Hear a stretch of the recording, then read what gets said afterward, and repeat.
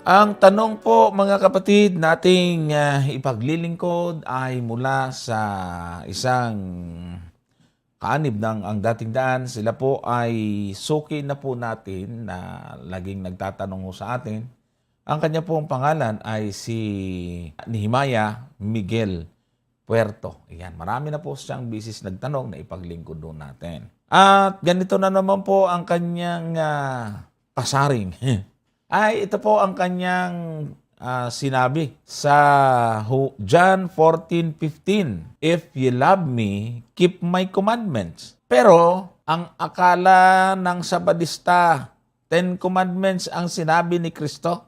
Ang di nila alam, na ang tinutukoy niya ay ang kautusan niya sa Mateo 28:18 hanggang 20. Mga sablay talaga. Grabe.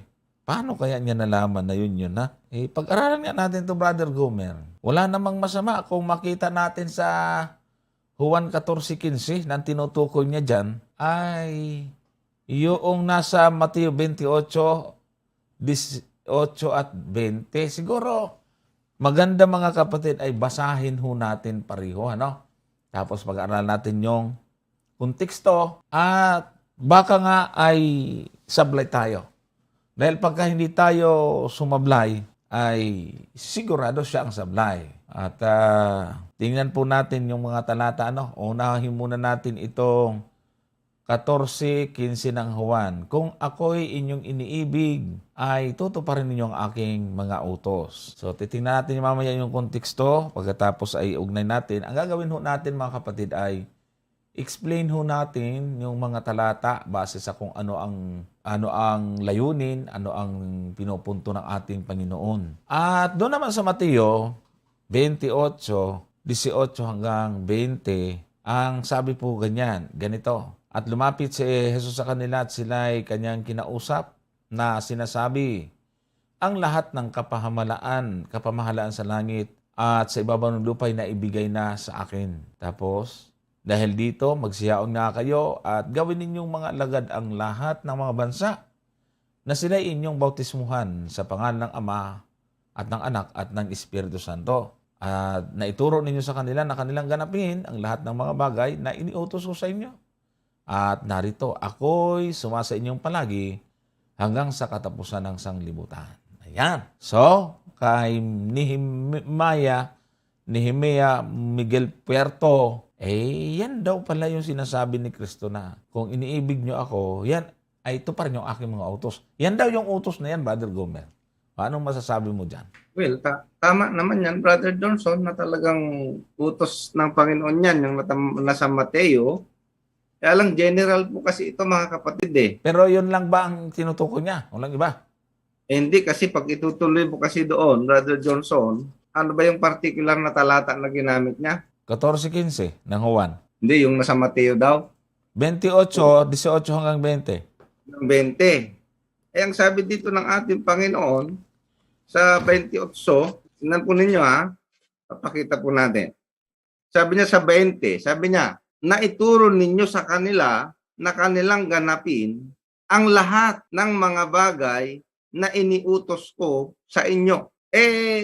Ang sabi dito ay lahat ng mga bagay na iniutos ko sa inyo. Ituturo ng mga alagad lahat ng mga bagay na iniutos ng Panginoon sa kanila. Ngayon, magtatanong tayo, ano bang iniutos ng Panginoon sa kanila? Hindi ba? Tama. Iniutos ba sa kanila ng Panginoon na huwag nyo nang sundin si Moises? Yan kasi ang nakita po ninyo, ano? Ang sabi ng Panginoon dito, na ituro ninyo, kanino ituturo? Doon sa kanilang mga pupuntahan. Sabi nga, go, magsiyaon kayo sa lahat ng mga bansa. Magsiyaon nga kayo at gawin ninyong mga alagad ang lahat ng bansa. So, ibig sabihin, sa kanilang pagyao, ang gagawin nila, ituturo nila yung mga itinuro ng Panginoon sa kanila. Kaya ang tanong dyan ay ano ba ang itinuro ng Panginoon sa kanila? Mayroon bang itinuro ang Panginoon sa kanila na wag nang ganapin ang kautusan ni Moises? Mayroon bang itinuro ang Panginoon sa mga alagad na wag nang sundin yung 10 utos? Mayroon bang itinuro ang Panginoon na wag nang mag-ikapo? So yun po yung dapat na tamang tanong. Kaya doon sa sinasabi po ninyo na pag binabasa ng Seventh-day Adventist, yung John 14:15, ang pakahulugan po namin ay 10 utos, malaking pagkakamali yan eh. Tama. Bakit? 10 utos lang ba ang utos ng Diyos? Tama. Ayan na nga yung sinasabi ko Kunin ko, no? na Oh. magbubumirang na naman sa kanila yan. Magpakita nga po kayo na specific na yung 14:15 na itinuro ng Adventist, 10 utos lang, wala nang iba na binabanggit doon. Ang itinuturo po natin sa John 14:15 ay of course kasama po ang 10 utos doon. Pero hindi lang. Bakit? Hindi lang of course 10 utos ang pinag-uusapan po doon, kundi lahat. At saka Brother Gomer, may singit ko lang ho mga kapatid. Paggamit po nga, nasabi nga ko nga kanina, titingnan ho natin yung context. Kasi siya itong may sabi na parang sinisingil out natin yung 10 Commandments doon sa 14:15 ng Juan. Pero siya ang nag-single out na yun daw ay yung nasa Mateo, yung ipangaral. Di naman niya naintindihan yung nasa verse 20. Pero gagamitin ko nga uli, bago ko ibalik sa Brother Gomer. Gamitin nga natin yung konteksto ng Juan 14. Basahin natin yung 21 hanggang 24. Tingnan niyo po mga kapatid. Ito sabi ang mayroon ng aking mga utos at tinutupad ang mga yaon ay siyang umiibig sa akin.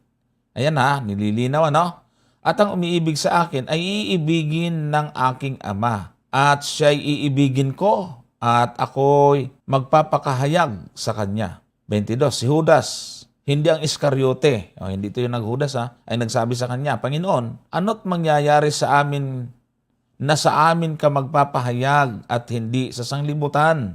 23, sumagot si Jesus sa sinabi sa kanya, kung ang sino man ay umiibig sa akin ay kanyang tutuparin ang aking salita at siya iibigin ng aking ama at kami pasasa kanya at siya gagawin naming aming tahanan. Bakit ganon? Yung iibig kay Kristo, iniibig din ng ama at magiging tahanan nilang dalawa. 24, ang hindi umiibig sa akin ay hindi tumutupad ng aking mga salita at ang salitang inyong narinig ay hindi akin, kundi sa amang nagsugo sa akin. Kita mo na Nehemiah Miguel Puerto. Pinasabi ni Kristo dito ay yung mga utos niya, hindi galing sa kanya, kundi galing dun sa nagsugo sa kanya. Sino magsugo sa kanya? Di ba yung ama? Hindi ba yung ama din ang nagsulat ng 10 utos na inaayawan nyo ngayon? So, huwag natin nalagyan ng pagitan or ng harang ang utos ni Kristo at utos ng Ama sapagkat hindi nag-utos si Kristo na hindi galing sa Ama. Kaya dito pa lang ay may makikita na natin na kanina si Brother Gomer ay naibalik na kaagad, nagbumirang na sa kanya. At nadagdagan pa ito natin ngayon sapagkat hindi po nakikita sa mga binasang talata natin na ang tinutukoy ni Kristo dyan, yung Mateo 28, 18 lang. 28, 18 hanggang 20. Katulad ng sinasabi ni Nehemiah Miguel Puerto, Brother Gomer. Yan nga yung ating ipinapahayag, Brother Johnson. Kasi nga, ang sabi ng Panginoon doon, maliwanag ituro ninyo sa kanila, naganapin ang lahat ng mga itinuro ko sa inyo. So kung kayo po ay talagang gustong matuto, ay maghahanap kayo. Ano ba yung mga itinuro ni Kristo sa kanyang mga alagad? Di ba po ganun yon? Kasi ang sabi ng Panginoon doon, ituro nila lahat. Kaya nga ang tanong natin, katulad ng inyong ipinapahayag, ay meron bang itinuro si Kristo na wag nang sundin yung 10 utos sa buong itong 4 na gospel na kung saan ito yung record ng buhay ng ating Panginoon, ng kanyang pagtuturo, ng kanyang pangangaral? Kabaliktaran po kasi. Dahil unang-una po sa lahat, nung unang magturo ang ating Panginoon, dito pa lamang sa Mateo, ay ito na nga po yun Di ba after ng kanyang baptism, kung inyo pong susundan ang Mateo, after ng kanyang baptism, sa idinala sa, sa wilderness, sa ilang, tinukso ni Satanas. At pagkatapos nun, ay naitala ni Mateo, itong Mateo 5, ay ito yung pangangaral na unang ginawa ng ating Panginoon. Ngayon, kung titingnan po ninyo yung pagtuturo niya rito, meron bang itinuro dito ang Panginoon na kahit man lang, yung bang anino man lang o idea na yung 10 utos na ibinigay ng Diyos doon sa bundok ng Sinai ay talagang hindi nasusundin. Kasi ganun ang gusto nyong patunugin eh. Pero kung tayo po ang magbabasa ng Biblia sa pagtuturo ng Panginoon, maliwanag ang pagtuturo ng Panginoon. Binasa na ni Brother Johnson kanina, yung sinabi ng Panginoon na yung kanyang mga tinuturo ay galing sa Ama. At yun ay pinapatunayan niya pa sa ibang mga talata. Katulad halimbawa, dito lang sa 14, ang talata ay, sa 7 rather, sa 7, ang talata ay 16. O tingnan po ninyo ang sabi ng ating Panginoon dito. Juan 7:16. Sabi niya, sinagot nga sila ni Jesus at sinabi, ang turo ko ay hindi akin, kundi doon sa nagsugo sa akin. O kita po ninyo, dito ay pinatutunayan ng Panginoon na ang kanyang turo, hindi sa kanya. O di ba? Tapos, ang sabi niya sa isang talata, ito tingnan po ninyo, dito pa rin sa Juan, sa 8 naman, ang talata ay 29. O tingnan po ninyo ha. Sabi niya, at ang nagsugo sa akin ay suma sa akin. Hindi niya ako pinabayaang nag-iisa. Bakit? Sapagkat ginagawa kong lagi ang mga bagay na sa kanya'y nakalulugod. Nakita po ninyo, ginagawa ng ating Panginoon yung mga bagay na nakalulugod sa Ama. At hindi ho nakalulugod sa paningin ng Ama na labagin mo yung kanyang kautusan. Wala pong ganon. Kaya nga ang sabi ng ating Panginoon, dito sa 15, ang talata ay 10, tingnan po ninyo. Sabi niya, kung tinutupad ninyo ang aking mga utos, 15 ng Juan, ay magsisipanahan kayo sa aking pag-ibig, gaya ng aking pagtupad sa mga utos ng aking Ama, at ako'y nananatili sa kanyang pag-ibig. Ay ito yung mga halimbawa na ibinibigay ng Panginoon eh. Walang halimbawa na ibinigay ng Panginoon na labagin mo na yan. Ganyan po kasi yung inyong unawa. Kaya nga nagkakaroon talaga ng pagkakamali, Brother Johnson. Oh. Hindi ho ba? Tama. Ayan.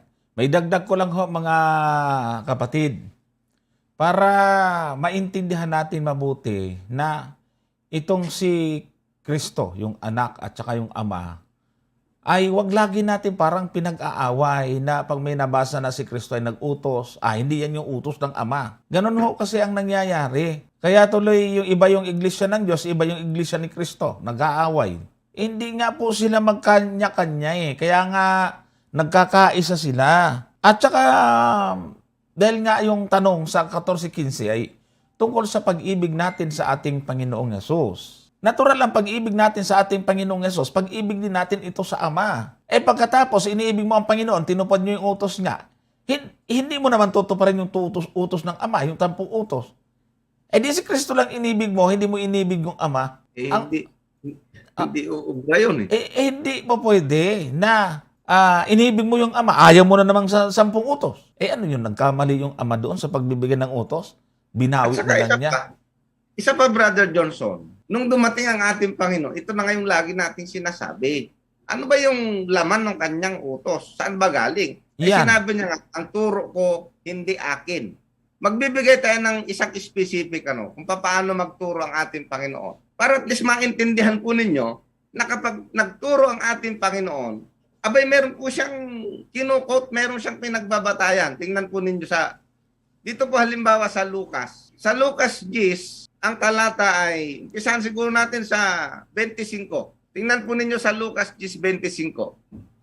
Basahin po natin yan. Sabi diyan, at narito, ang isang tagapagtanggol ng kautusan ay nagtindig at siya ay tinutokso na sinasabi, Guro, anong aking gagawin upang magmana ng walang hanggang buhay? Nakita po ninyo ha? Sundan po ninyo yung sitwasyon. Sa 26, ano ang sabi ni Kristo? At sinabi niya sa kanya, ano ang nasusulat sa kautusan? Ano ang nababasa mo? O nakita mo, Ang ating Panginoon, nung sumagot, saan siya itinuturo? Saan itinuturo ng Panginoon yung nagtanong? Anong sabi niya? Anong nasusulat sa kautusan? Ano ang nababasa mo? O anong sagot nung tagapagtanggol ng kautusan? Tingnan po ninyo. Sabi niya, at sa pagsagot niya'y sinabi, iibigin mo ang Panginoon mong Diyos ng buong puso mo, ng buong kaluluwa mo, at ng buong lakas mo, at ng buong pag-iisip mo, at ang iyong kapwa na gaya ng iyong sarili. Ito yung isinagot, Brother Johnson, nung tagapagtanggol ng kautusan. Ito yung kanyang nabasa. Saan ito nabasa nung tagapagtanggol ng kautusan? Ay di doon sa kautusan ni Moises, nasa Deuteronomio 6:5 at Levitico 19. Ito yung isinagot nung tagapagtanggol ng kautusan, nung tanungin ng Panginoon, ano ba ang nasusulat sa kautusan? Ano ba ang nababasa mo? Ay ito yung sagot. Ay anong sagot ng Panginoon? Mali ang sagot mo. Ganon ba? Kautusan ni Moises yan. Hindi na yan. Ganon? O tingnan po ninyo yung sagot ng Panginoon sa talatang 28.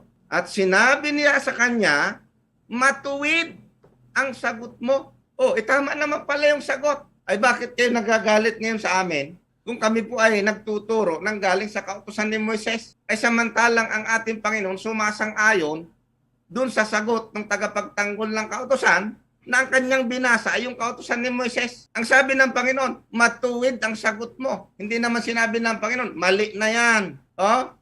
Kautusan ko na ngayon ang susundin ninyo, hindi na yung kautusan ni Moises. Ganon? Tingnan po ninyo yung malaking pagkakamali na naituro sa inyo ng inyong mga ngaral. Ang sabi ni Kristo, nung basahin, nung tagapagtanggol ng kautusan, yung kautusan ni Moises, abay sabi ng Panginoon matuwid ang sagot mo. Tapos ang sabi pa ng Panginoon, gawin mo ito at mabubuhay ka. O nakita mo yan? Ngayon, sa isang pagkakataon naman, Brother Johnson, dito naman tayo sa Marcos. Tingnan po ninyo ha, dapat ganito po yung pag-aaral. Ito kasi yung sinasabi ng Panginoon doon sa 28:18 hanggang 20 na ituro ninyo sa kanila na ganapin lahat. Ito naman, tingnan po ninyo sa Marcos 12. Ito, tingnan po ninyo ha, Marcos 12, umpisahan natin siya sa 28. Tingnan po ninyo yung sitwasyon naman dito. Sabi niya, at lumapit ang isa sa mga eskriba at nakarinig ng kanilang pagtatalo. At palibas ay nalalamang mabuti ang pagkasagot niya sa kanila ay tinanong siya, ano baga ang pangulong utos sa lahat? So dito sa sitwasyon na to, nagtanong yung eskriba sa ating Panginoon. Ang tanong niya, ano baga ang pangulong utos sa lahat? Ay nung sumagot ang Panginoon, saan galing yung sagot niya? Tingnan po ninyo sa 29, sumagot si Jesus. Tingnan po ninyo, ang Pangulo ay, pakinggan mo o Israel, ang Panginoon nating Diyos, ang Panginoon ay iisa. Saan galing ito? Ay ito po'y galing sa Deuteronomio 6:4. Kinote ng ating Panginoon. Kasi ang tanong, ano ang pangulong utos sa lahat? Ito yung sinagot ng ating Panginoon. Galing sa lumang tipan, galing sa Deuteronomio, na ang tawag ninyo ay kautusan ni Moises. Sa talatang 30, anong sabi ng Panginoon? At iibigin mo ang Panginoon mong Diyos ng buong puso mo, ng buong kaluluwa mo, at ng buong pag-iisip mo, at ng buong lakas mo. Napakaliwanag. 31, ang pangalawa ay ito, ibigin mo ang iyong kapwa na gaya ng iyong sarili. Walang ibang utos na hihigit sa mga ito. Saan galing yung utos na yan? Sa lumang tipan po yan. Kaya nga, kapag sinabi mo ngayon na iba na, nako, hindi ganun po ang pagtuturo ng ating Panginoon. Kaya nga sinasabi ko po sa inyo, ayan walang hihigit daw dyan. Saan galing yung utos na yan na walang hihigit? Kautosan ni Kristo? Ay sabi ni Kristo, diyan sa dalawang utos na yan, walang hihigit. Nakita nyo? Saan galing? Doon sa Deuteronomio at sa Levitico. Sabi ni Kristo, walang hihigit diyan sa utos na yan. Aywan ko, kung ayaw nyong maniwala sa ating Panginoon, yan ang magiging problema. Marami pa po yan, napakarami. Napakarami po ng utos ng ating Panginoon at lahat ng mga itinuro niya, may batayan po yan kasi nga galing sa Ama yung kanyang mga itinuro, Brother Johnson. Yan.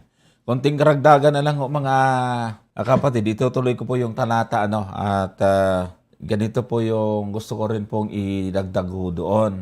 Maliwanag na po sa atin na dapat hindi po natin pinagkukontra yung mag-ama. At pagkatapos nito, basahin natin yung ano ni Glenn Ruidas na may dispensation daw. Sa unang Juan, kasi itong Juan na nagsulat, ay siya rin yung sumulat ng unang Juan hanggang ikatlong Juan. Sa Kapitulo 2, talatang 3 hanggang 5, ito muna ang gusto kong basahin, mga kapatid. Sabi diyan, at sa ganito'y nalalaman natin na siya ay ating nakikilala kung tinutupad natin ang kanyang mga salita. Ang nagsasabing nakikilala ko siya at hindi tumutupad ng kanyang mga utos ay sinungaling at ang katotohanan ay wala sa kanya. So ito na po, mga kapatid, yung katunayan na iniibig natin ang ating Panginoon. Sa 5, datapat ang sino mang tumutupad ng kanyang salita, tunay na sa kanya ay naging sakdal ang pag-ibig ng Diyos. Dahil dito'y nalalaman nating tayo'y nasa kanya. So nakikita po ninyo yung mensahe dito na sinasabi ni Juan. Hindi lang po si Kristo, kundi yung Ama ang tinutukoy na dapat ay hindi lang natin sasabihin na sinabi ni Kristo, kung ako inyong iniibig, tutuparin niyo ang aking mga utos. Tapos hindi kasama yung Ama. Bakit? Hindi na ba natin iniibig yung Ama kasi ayaw natin ng 10 utos? Kaya ang lalabasan yan eh. Bakit kasi ayaw na ayaw yung 10 utos? Kasarap-sarap naman ng sumunod sa mga utos na yan. Hindi ko maintindihan kung bakit ayaw nyo dyan eh. Huwag kang papatay, huwag kang mangangalunya, huwag magnanakaw. Bakit kasi ayaw nyo dyan? Gusto nyo lang magpahaba ng buhok at ayaw mapuputol ang babae. Tapos dapat ay walang tato. Pero yung 10 utos ayaw na ayaw nyo. Tapos pa-dispensation ka pa, Ruidas, mamaya, yari ka. So, idagdag natin ito sa chapter 4 naman, verse 19 to 20. Tayo'y nagsisiibig sapagkat siya'y unang umibig sa atin. Kung sinasabi ng sino man, talatang 20, ako'y umiibig sa Diyos at napupot sa kanyang kapatid, ay sinungaling sapagkat ang hindi umiibig sa kanyang kapatid na kanyang nakita ay paano makakaibig siya sa Diyos na hindi niya nakikita. So nakikita ho ninyo dito, kung titingnan po natin mabuti, itong Juan na nagsulat nung 14:15, dito naman yung diwa pa rin ng isang pag-ibig. Hindi na lang din si Kristo tinutukoy kundi yung pag-ibig na sa Diyos. At kung titingnan natin, yung Diyos na yan dyan, yun yung Ama o yung kadyusan na yan. Kasama na po yung Ama dyan. Pagka hindi ka umiibig sa kapatid, hindi ka umiibig sa Ama, sa Diyos. Kasi hindi mo nga maibig yung kapatid na nakikita mo. Paano pa yung Diyos na hindi nakikita? In short, mga kapatid, yung pag-ibig sa kay Kristo, same pag-ibig sa Ama. Kaya wag niyong aalisin yung 10 utos. Kasi yung Ama ang nagsugo dyan, tapos hindi naman yan kinontra ni Kristo, hindi naman niya inalis. Di ba? O nga sa Kapitulo 5, talatang 2 at 3, yan, nagsimula tayo sa chapter 3, nagpunta tayo sa chapter 4, chapter 5 naman. Dito'y ating nakikilala na tayo nagsisiibig sa mga anak ng Diyos. Pagka tayo nagsisiibig sa Diyos, at tinutupad natin ang kanyang mga utos. Sino yan? Mga kapatid, sapagkat ito ang pag-ibig sa Diyos, na ating tuparin ang kanyang mga utos. At ang kanyang mga utos ay hindi mabibigat. O kanino ng utos ngayon tinuturo dito? Yung bang Mateo 28 yan? Hindi po. Kasama po dyan ang 10 utos. Brother Miguel Puerto, hindi po katulad ho ng inyong pagkaintindihan, kapatid. Sabi ni Glenn Ruidas, lahat naman ng utos galing sa Diyos. Yan ang sabi niya. Ang wala sa SDA, yung dispensationalism, kaya labo-labo ang turo nila. May luma at may bago. Baliktad, Brother Glenn Ruidas, ikaw nga at kayo nga ang labo-labo. Alam niyo kung bakit labo-labo kayo, kami hindi. Labo-labo po ang inyong utos kasi ayaw niyo maniwala kay Moises. Kung hanapin sa inyong utos, bakit bawal magpatato? Punta kay Moises. Bakit hindi nagsusuot ng maiksing damit yung Mga babae, takbo kay Moises. Oh, Yun ang malabo. yan ang labo-labo, labo-labo pa. Hindi lang labo-labo, labo-labo pa. Meron pa siyang sinabing isa Bakit daw dapat daw nagsunog din ng hayop. Nako. Aba, paulit-ulit na namin to, Glenn Ruidas dapat sunog na yung kanyang katuwiran Yan nga ang mahirap. Ang pagsunog ng hayop, Glenn Ruidas, natupad kay Kristo yon. Yung 10 utos ay hindi si Kristo ang tutupad nun. Ikaw dapat tutupad nun. Bagaman hindi nilabag ni Kristo yon, pero hindi ibig sabihin ay mayroong fulfillment yon or yung tinatawag na anino o inaaninuhan. Yan ang napakalabong aral at labo-labo na, ang labo-labo pa, Brother Gomer. Ito na nga yung ating sinasabi, Brother Johnson. Ang gusto kasi nilang mangyari, yan, katulad niyang sinasabi ng dispensationalism, ay wala hong turo ang Biblia na ganon. Yun ang nasa isip nyo lang yun. Pero kung ang ating Panginoon ang iyong tatanungin, balikan nga natin itong 14. Tingnan po ninyo, sinabi ba ng Panginoon na wala na yung sa Ama? Ito tingnan po ninyo sa 14:1. Kanino ba tayo unang mananampalataya? Sabi niya, huwag magulumihanan ng inyong puso. Magsisampalataya kayo sa Diyos. Ay sa Diyos muna Ay bakit paglalabanin nyo ngayon yung Ama at yung Anak? Tapos sabi niya, magsisampalataya naman kayo sa akin. So kaya nga, ang itinuturo ng ating Panginoon ay hindi nga galing sa Kanya. Ang sabi niya, ang turo ko, hindi akin. Tapos ang sabi niya dito sa 12, tingnan po ninyo sa Juan 12, ang talata ay 44. Tingnan po ninyo, 12:44 ng Juan. At si Jesus ay sumigaw at nagsabi, ang sumasampalataya sa akin ay hindi sa akin sumasampalataya, kundi doon sa nagsugo sa akin. Ay bakit? Ay kasi nga, ang itinuturo ng anak, ay yun yung turo ng Ama. Kaya wag niyo hong paglabanin yung turo ng Ama at yung turo ng anak. Ang sabi ng ating Panginoon dito sa 48, ilagnan sa 48, ang nagtatakwil sa akin, sabi niya, at hindi tumatanggap ng aking pananalita, ay mayroong isang hahatol sa kanya. Ang salitang aking sinalita ay siyang sa kanya'y hahatol sa huling araw.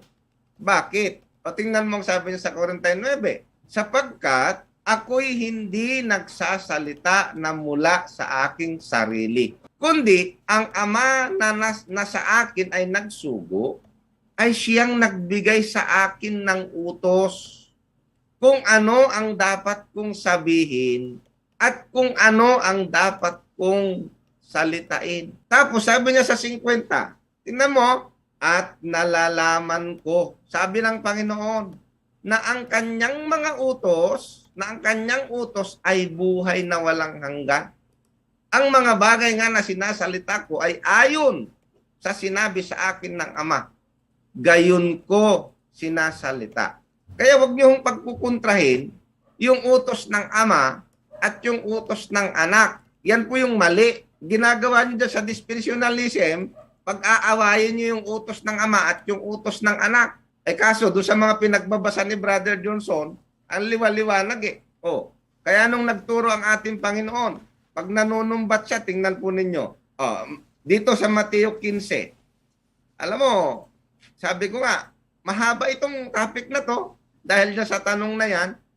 Kasi nga, kailangan mong isa-isahin yung utos ng Panginoon Kailangan mong isa-isahin yung turo ng Panginoon. Bakit? Kasi ito yung sinasabi niya doon sa Mateo 28, talatang 20, na ituro ninyo sa kanila na kanilang ganapin ang lahat. Lahat.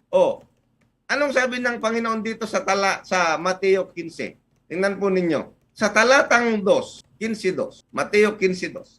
Sabi ng mga Pariseo, bakit ang iyong mga alagad ay nagsisilabag sa salit-saling sabi ng matatanda? Kasi hindi sila naghuhugas ng kamay bago kumain Sapagkat hindi sila naghuhugas ng kanilang mga kamay pagka nagsisikain sila ng tinapay. Anong sagot ng Panginoon? Sabi niya, at siya sumagot at sinabi sa kanila. Kita po bakit naman kayo'y nagsisilabag sa utos ng Diyos? Tanong, ipinapasunod ba ni Kristo yung utos ng Diyos o ipinalalabag? Yan po yung malaking problema ninyo. Kasi si Kristo mismo, ito yung kanyang sabi, sinusumbatan niya, yung mga lumalabag, ay kung dapat nang hindi sundin yan, ay di sana ay tama yung ginagawa ninyo. Ganon sana. Pero sabi ng Panginoon, bakit naman kayo'y nagsisilabag sa utos ng Diyos dahil sa inyong salit-saling sabi? Hindi naman yung utos ng Diyos dyan, Brother Gomer, yung nasa Mateo 28, Ay hindi. 18 hanggang 20, sabi ni Kung itutuloy lang Miguel. natin yung basa, Brother Johnson, makikita po ninyo kung anong utos ng Diyos ang tinutukoy ni Kristo dyan. Tama. Kaya nga, ito, Brother Johnson, kapag i-refresh ko ito, alam mo pa paano ko i-refresh yan? Sige. Sabi niya, bakit naman itong mga dating daan ay nagsisilabag sa utos ng Diyos? Tama. At ang kanilang pinangahawakan ay yung utos ng kanilang mga ngaral na Yeah. wala sa Biblia. Aray, hindi na nga, kaya nga sabi natin, hindi sila Kristiyano, Suryano sila. Oh, Kasi hindi tingnan naman mo sinusunod ito, ang sinabi ni Kristo, kung anong sinabi ni Suryano, yun. yun. Kasi kung naniniwala sa sinabi ni Kristo, dapat ito, tinanggap nila itong sinabi ni Kristo, at siya'y sumagot, sinabi sa kanila, bakit naman kayo nagsisilabag sa utos ng Diyos? Anong utos niyan? Alangan naman yung binabanggit niyan. Alangan naman yung binabanggit na utos ng Diyos niyan, kautusan ni Kristo. Si Kristo nga nagsasalita diyan Kaya nga, ituloy nga natin sa 4. Yan. O, tingnan nyo sa 4. Ah. Sapagkat sinabi ng Diyos, Mm. naku po, Glenn Ruidas, makinig kang mabuti. Ano daw sinabi ng Diyos? Igalang mo. Galang mo ang iyong ama at ang iyong ina. Ay, nandun sa 10 utos yan. Paano yan? May dispensation. Bakit kaya ginamit ni Kristo yan? Ay, may dispensation nga. Yan nga ang malaking problema nila dyan, Brother Johnson Oh, Dapat at kung ang may matumayan sa dispensationalism ama, nga, ay mamamatay siya walang pagsala. dapat kung totoong may dispensationalism, mali na si Kristo dyan. Ba't niya kinote yan? May panahon yan na utos na yan. Sinabi dyan, maliwanag, Brother Johnson, sinabi ng Diyos yan. At yung sinabi ng Diyos na yan, Brother Johnson, magbasa po kayo ng buong Biblia. Wala pong utos na ang Diyos mismo ang nagsabi na narinig ng sambahayang Israel kundi ang 10 utos. Tandaan po ninyo yan. Yang 10 utos ay narinig mula sa bibig ng Diyos doon sa bundok ng Sinai. At ang sabi ng Panginoon, bakit naman kayo'y nagsisilabag sa utos ng Diyos at inyong pinangahawakan ang salit-saling sabi? Ayan na nga ang problema dyan. Bawal Jollibee. Ayan. Salit-salit sabi yan. Di ba Sabi-sabi yan, lang ni Soriano yan. salit-salit? Nakita ninyo? Pwede nang kumain ng baboy, basta bawal Jollibee. Kita niyo po yan? Ayan ang yan ang labo-labo na aral. Huwag po kayong masasaktan mga kapatid. Kasi nga, ang katotohanan talaga masakit minsan Pero ang sabi ng Panginoon, ang katotohanan ang magpapalaya sa inyo. Kung tatanggapin nyo. Sabi niya kasi dito, Brother Gomer, may luma at may bago. Alam nga naman, saan ka naman nakakita? Puro bago. Walang luma. Kasi kung puro bago pala, wala silang luma, ay saan ang tato sa bagong tipan? Yan na nga O saan mababasa yung ang lalaki wag magdadamit ng ukol ayon sa Deuteronomy 22:5, ang babae wag magdadamit ng nauukol sa lalaki. Aber nga, doktrina nyo yan Saan yan sa utos ni Kristo? Yan ang malaking problema talaga nila. Ang gagawin ni Ruidas yan, payuko-yuko, pabingi-bingi, mag-iisip na naman sasabihin, babaliwalain yung sinabi natin, parang walang narinig, tapos magpo-post naman na walang naintindihan. Ito po yung itinuturo ng ating Panginoon na dapat ninyong maintindihan. Ito yung sinasabi niya doon sa 22. Kaya nga, tingnan po ninyo, kung ipagpapatuloy po natin itong Mateo, anong sabi niya dito sa 15:7? Sabi niya, kayong mga mapagpaimbabaw, mabuti ang pagkahula sa inyo ni Isaias na nagsasabi. Anong sabi? Ang bayang ito, iginagalang ako ng kanilang mga labi. Datapwat ang kanilang puso ay malayo sa akin. Itong binabanggit ni Isaias na ito, na binanggit ni Kristo, Brother Johnson, ito ay sinasabi ng Diyos. Ang sabi niya sa talatang 9, datapwat walang kabuluhan ang pagsamba nila sa akin. Bakit?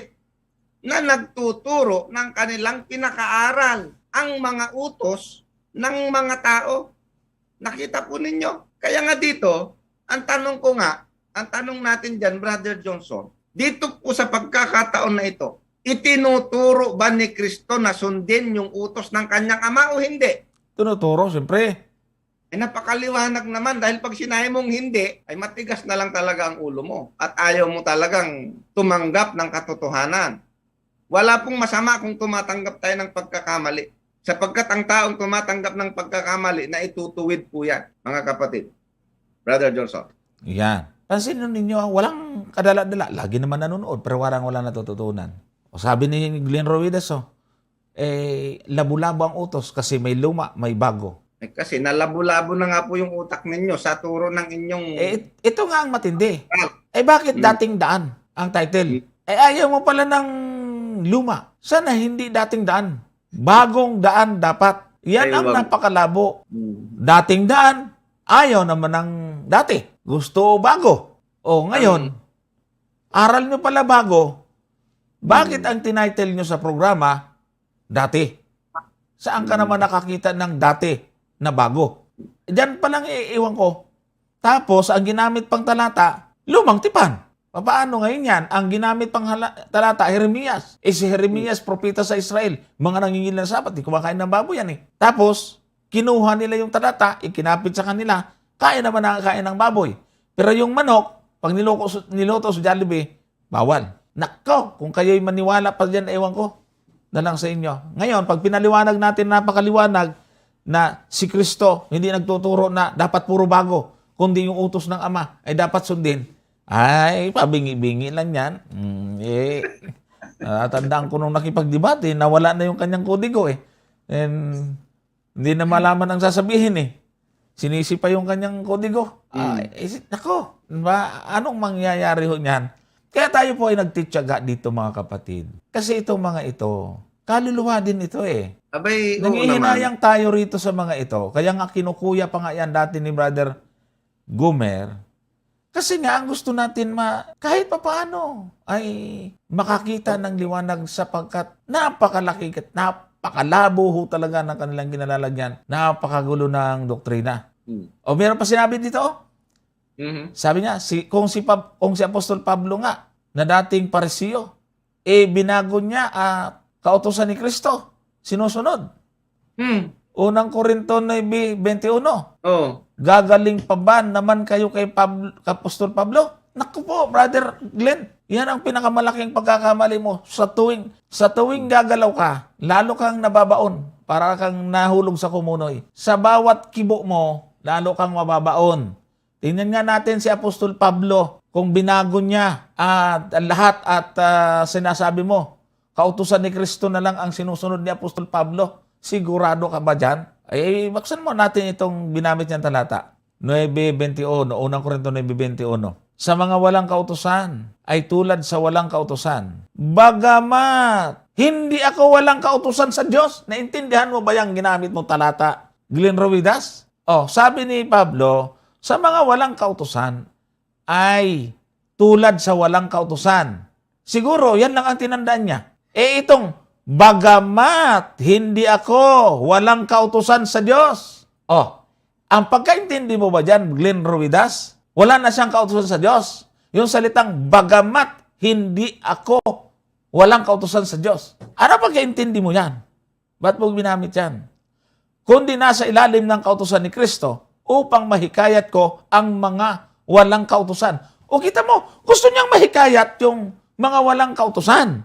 Di may kautusan siya at hindi niya pinaglaban yung kautusan ng Diyos at kautusan ni Kristo. Nakita mo? Ay, nako naman ikaw, Glenn, parang kumuha ng malaking bato at inuntog mo sa iyong ginamit-gamit niya pa eh. Sige, Brother Gomer, ikaw naman.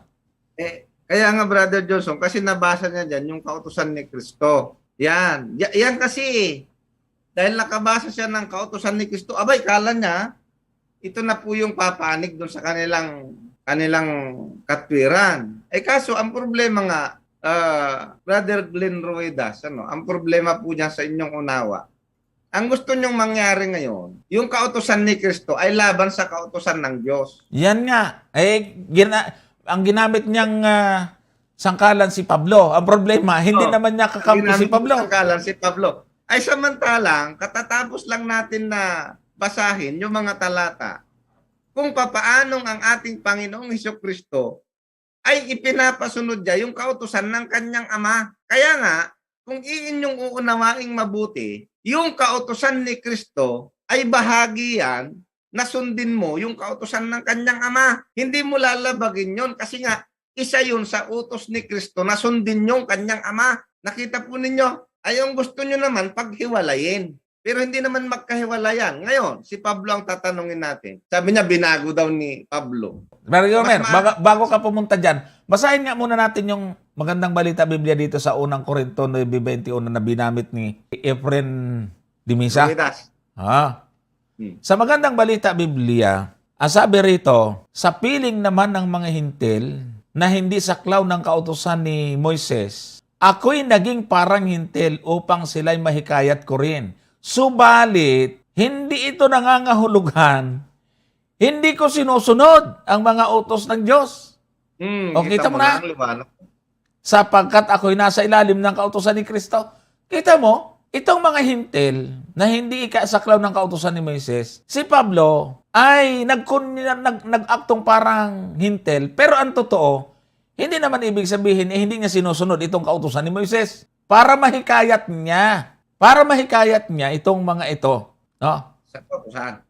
O, paano ngayon yan? Dito pa sa ang salita ng Diyos ba yun? Tingnan pa nga natin kung ano pagkasabi dyan. Sa piling naman ng mga hindi Hudyo, na mamuhay ako na parang wala sa ilalim ng kautusan upang madala sila sa panampalataya.